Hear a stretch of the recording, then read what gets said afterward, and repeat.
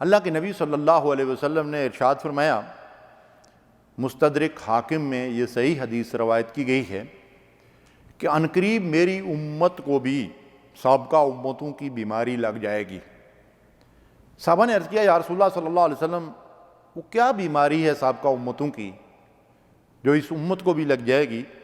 تو اللہ کے نبی صلی اللہ علیہ وسلم نے فرمایا، کفران نعمت، یعنی اللہ کی نعمتوں کی ناشکری، اور فرمایا تکبر اور گھمنڈ، اور مال و دولت کی کثرت کی خواہش، حصول دنیا میں مقابلہ، بغض، حسد، اور جو ظلم و سرکشی تک پہنچا دے۔ یہ وہ بیماری ہے جس کا ذکر اس حدیث مبارکہ میں اللہ کے نبی صلی اللہ علیہ وسلم نے فرمایا۔ پہلی چیز فرمایا کہ کفران نعمت۔ آج ہمارا حال کیا ہے؟ اللہ تعالیٰ کی بے حد و حساب نعمتیں ہیں جن سے ہم دن رات 24 گھنٹے مستفید ہو رہے ہیں۔ کیا ہم اللہ کی نعمتوں کی شکر گزاری کرتے ہیں؟ جبکہ اللہ نے قرآن مجید میں فرمایا کہ لئن شکرتم لازیدنکم، شکر گزاری کے نتیجے میں تمہیں مزید نعمتیں بھی دوں گا، اور نعمتوں کو دوام حاصل ہوتا ہے اور ان میں اضافہ ہوتا ہے جب آدمی اللہ کی شکر گزاری کرتا ہے۔ وَلَئِن كَفَرْتُمْ إِنَّ عَذَابِي لَشَدِيدٌ، اور جب اللہ کی نعمتوں کی ناشکری ہوتی ہے تو پھر بندہ اللہ کی گرفت میں آ جاتا ہے، نعمتیں بھی چھین لی جاتی ہیں اور مصیبتیں اور تکلیفیں بھی جو ہے وہ اللہ کی طرف سے آ جاتی ہیں ناشکری کے نتیجے میں۔ تو آج ہم دیکھیں، جسم و جان کی نعمتیں ہیں، مال و دولت کی فراوانی ہے، فرصت اور فراغت ہے، صحت اور عافیت ہے، فہم و فراست ہے۔ اللہ تعالیٰ نے دین اور ایمان کی نعمت بھی ہمیں دی ہے۔ ان عظیم نعمتوں کی کیا ہم شکر گزاری کر رہے ہیں؟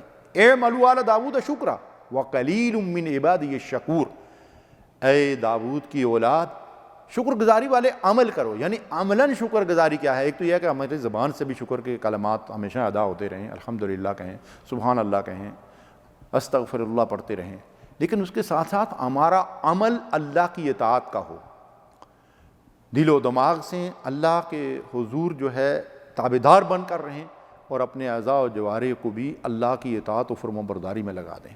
یعنی عملاً اللہ کی نافرمانیوں کو ترک کر دینا اور اللہ کی فرما برداری میں زندگی بسر کرنا، یہ اصل شکر گزاری ہے۔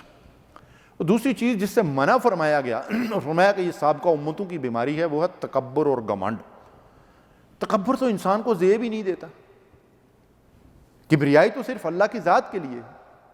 انسان یہ مشت خاک، یہ گندے پانی سے پیدا ہونے والا ایک چھوٹے سے جرثومے سے اس کی ابتدا ہوتی ہے، اور یہ گھمنڈ کرتا ہے، یہ غرور کرتا ہے، یہ تکبر کرتا ہے، اور حتیٰ کے بعض اوقات یہ اپنے رب کو بھول جاتا ہے۔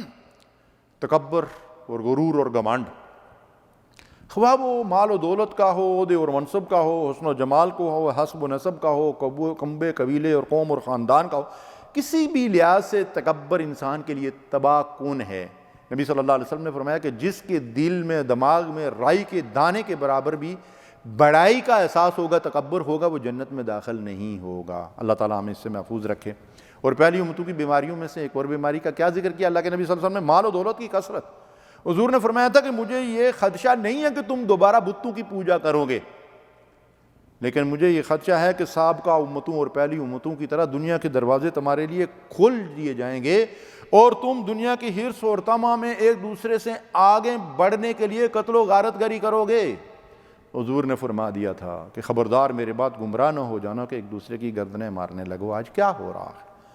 عہدے اور منصب کے لیے، دنیا داری کے لیے، مال و دولت حاصل کرنے کے لیے بھائی بھائی کو قتل کر رہا ہے، اولاد اور والدین کے درمیان ناچاکیاں ہیں۔ الہاکم التکاثر، تکاثر کے حصول نے تمہیں مقصد زندگی سے غافل کر دیا ہے۔ انما اموالکم اولادکم فتنہ، تمہاری مال و اولاد تمہاری آزمائش کے دو پرچے ہیں، ان پرچوں میں پاس وہی ہوگا جو مال و دولت کی محبت کو اپنے دماغ پہ سوار نہ کر لے، بلکہ ان کو اپنی ضرورت کے لیے استعمال کرے، اور اللہ کی محبت مال اور اولاد کی محبت پہ غالب ہو۔ اور حسد اور بغض کا بھی اللہ کے رسول صلی اللہ علیہ وسلم نے ذکر کیا کہ یہ حسد اور بغض انسان کو قتل و غارت کاری اور سرکشی اور بغاوت تک پہنچا دیتا ہے۔ صحیح مسلم کی روایت ہے، اللہ کے نبی صلی اللہ علیہ وسلم نے فرمایا، لا تحاسدوا ولا تباغضوا ولا تقاتلوا كونوا عباد اللہ اخوانا، او کما قال صلی اللہ علیہ وسلم، لوگوں آپس میں حسد نہ کرو اور بغض اور عداوتیں مت پیدا کرو، قطع رحمی مت کرو، اللہ کے بندو بھائی بھائی بن کر زندگی بسر کرو۔ آج مسلمان بھائیوں کے درمیان اخوت اور بھائی چارے کی فضا موجود ہے؟ نہیں۔ انما المؤمنون اخوہ، مومنین کو اللہ تعالیٰ نے بھائی بھائی بنایا تھا، اور آج تو حقیقی بھائیوں کے درمیان بھائی چارہ ختم ہو رہا ہے۔ ضرورت اس بات کی ہے کہ اس حدیث مبارکہ میں جن برائیوں سے، جن گناہوں سے، جن خطاؤں سے اور سابقہ امتوں کی جن کمزوریوں سے ہمیں خبردار کیا گیا ہے، ان سے اپنے آپ کو بچائیں اور اللہ اور رسول کی اطاعت کے راستے پر قائم رہیں۔ وآخر دعوانا ان الحمد للہ رب العالمین۔